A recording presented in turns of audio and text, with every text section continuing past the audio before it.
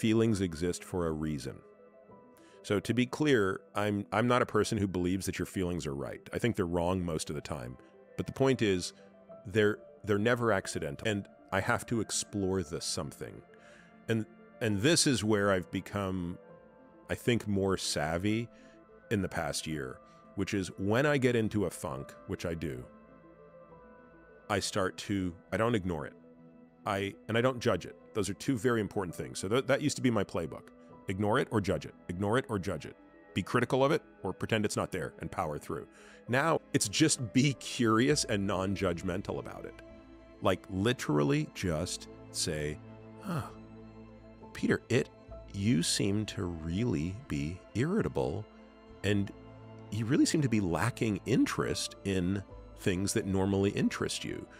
You don't even feel like going out and playing with your kids. Like you're very sullen and this, that, and the other thing.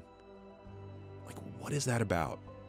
Let's just think about this. Like, do you feel a loss of intimacy with this person? Are you afraid of this thing? Is there something that's that is causing fear? Are you afraid of losing something? Do you feel humiliated? Like you start to go through very basic emotions that tend to be negatively valenced, and you go one layer beneath them. And interestingly, I mean, again, it's one of those things where if you told me this 5 years ago, I would have said that's impossible that I could ever figure it out. But I tend to stumble into the why. And then you can start to problem solve. Oh, all of this is due to my fear of this thing happening. And then you can start to say, well, how rational is that fear?